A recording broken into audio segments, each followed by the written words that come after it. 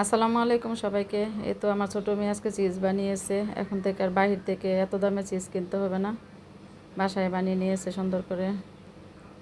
তো চিজ বানানোর জন্য চুলার উপর দিয়েছে 2 লিটার দুধ। দুধটা বলক আসা অবধি অপেক্ষা করব। দুধটা বলক এসে গেছে, তারপরে এখানে দিয়েছে ভিনেগার। ভিনেগার দিয়ে একটু নেড়ে চেড়ে তারপরে যখন ছানা পড়ে গিয়েছিল তখন এটাকে 10 মিনিট ডেকে রেখে দিয়েছে।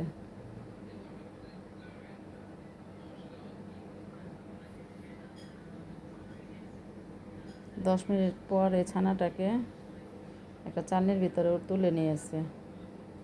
তারপর যে পানিটা এটার ভিতরে লবণ দিয়েছে, লবণ দিয়ে আবার একটু ধোয়া ওঠা গরম করে নিয়েছে।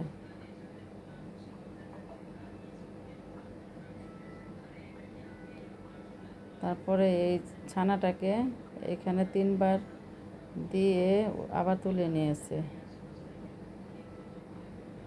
এই তো যেভাবে দেখাচ্ছে এইভাবে, এতে এভাবে চালনিতে তুলে নিয়েছে। তুলে চিপে চিপে পানি বের করে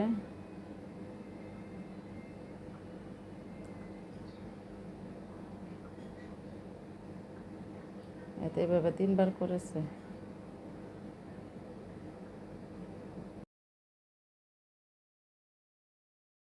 ঠান্ডা পানিতে 10 মিনিট ভিজিয়ে রেখেছিল।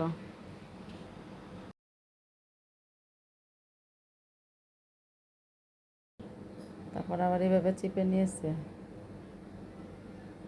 তারপর একটা র্যাপিং পেপারে ভরে ফ্রিজে 1 ঘন্টার জন্য রেখে দিয়েছিল।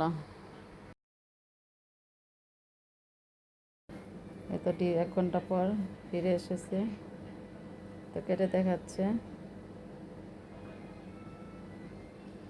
এই চিজটা আগে একদিন বানিয়েছিলাম, সেদিন ভিডিও করা হয়নি, একেবারে দোকানের মতোই হয়েছিল।